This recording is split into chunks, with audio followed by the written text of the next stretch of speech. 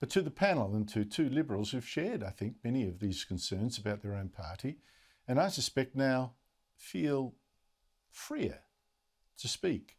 One, Teena McQueen, Vice President of the Liberals, and MP Garth Hamilton, member for the Queensland seat of Groom, and he was one of the few Liberals who dared to publicly criticise the party for backing net zero, and I think he might be soon to have his day in the sun come a more conservative leadership. Garth Hamilton, look, there's me. I probably put the kiss of death on you. But people on the Liberal left, right? Simon Birmingham, Susan Lee, Matt Keane, others today saying the Liberals didn't go far enough in fighting global warming, and that's what killed them. Are they right?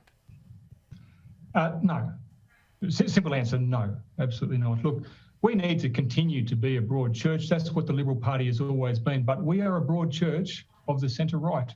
And that's the bit that I think that sometimes we've lost in recent times.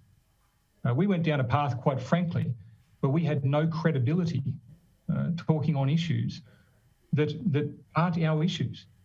These are things that I don't think the public at all believed when we talked about the environment, when we talked about any range of issues.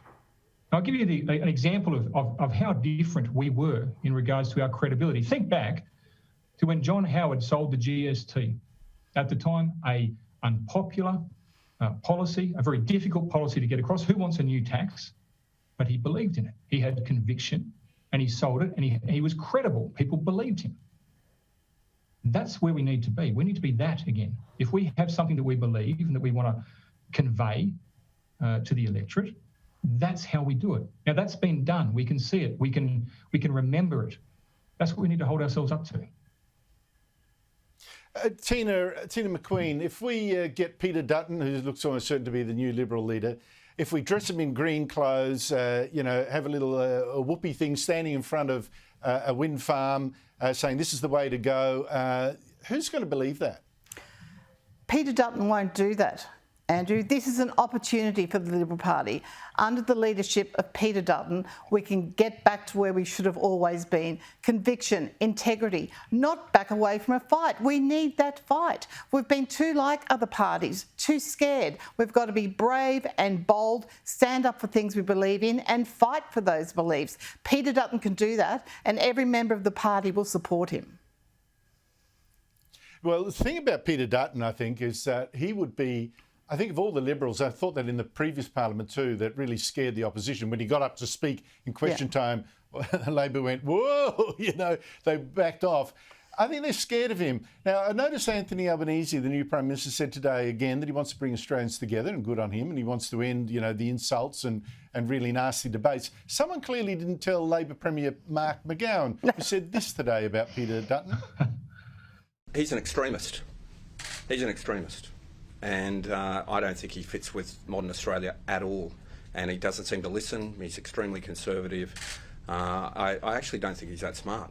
I've seen him present on things. I don't really pick up there's much there. Garth Hamilton, why would he have said that? Why that strong reaction? Is it because, as I say, Peter Dutton is the Liberal that Labor fears the most? Look, what we're seeing is pattern recognition.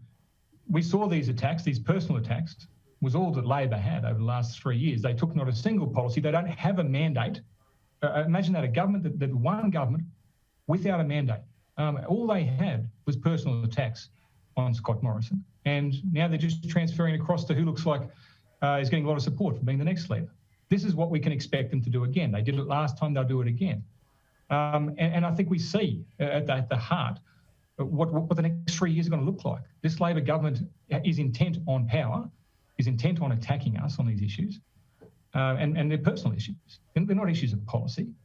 And quite frankly, talk about being divisive. You've got a state premier who's literally the most divisive state premier we've had.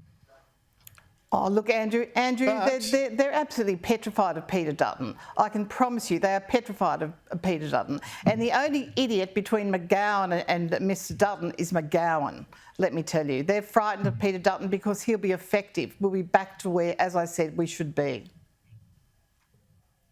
But Garth, let's cut to the chase. So you think it wasn't being seen as recalcitrant on global warming, the cost of the election, rather than reverse. But what other than this, and I think it was almost like a metaphor really in some ways, what other than this cost you government against a Labor Party that won one of the lowest recorded totals it ever have, shares of the primary vote, under a leader who clearly wasn't on top of economic details? You still lost. You must have done a hell of a lot wrong. Name a couple of things that really got your goat. Look, I want to take this back to the real central issue. Whatever issue we were talking about, when you come back to it, it was credibility. Whatever we spoke on, I think we had lost credibility with the populace. I believe the Teals. They will do Teal things. I think everyone who voted for them knows exactly what they're going to get from them. I don't think we had that credibility, that trust with the public, no matter what the issue. And that's a very hard thing to recover. There's no silver bullet that solves that. Swapping one man for another and having someone else wear the armband isn't going to solve that. That's us understanding fundamentally we have to change how we are.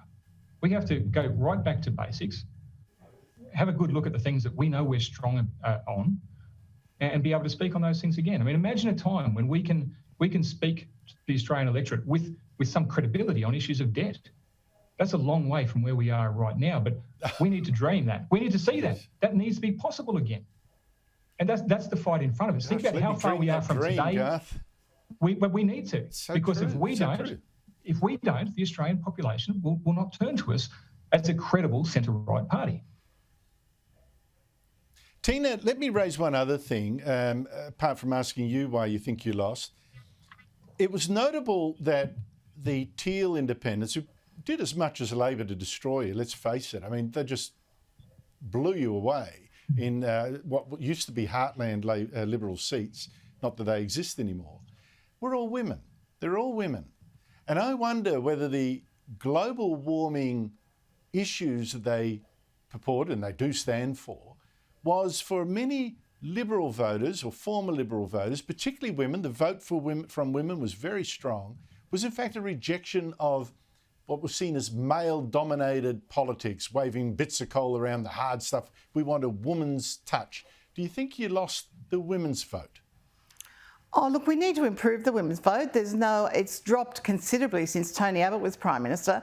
But I think with the Teal thing, and look, one simple equation, a lot of the Liberals, say in North Sydney, did not like Trent Zimmerman. That is a fact. They couldn't stand him. They saw him go too far to the left. The same with Walensky, the same with Dave Sharma, who for a number of weeks didn't even have a Liberal on his core flutes. It could be as simple as that. Liberals were annoyed with the Liberals representing them and wanted a bit of a protest vote. I think that's one of the causes, definitely. Teena McQueen, Garth Hamilton, thank you very much to you both. Really appreciate your insights.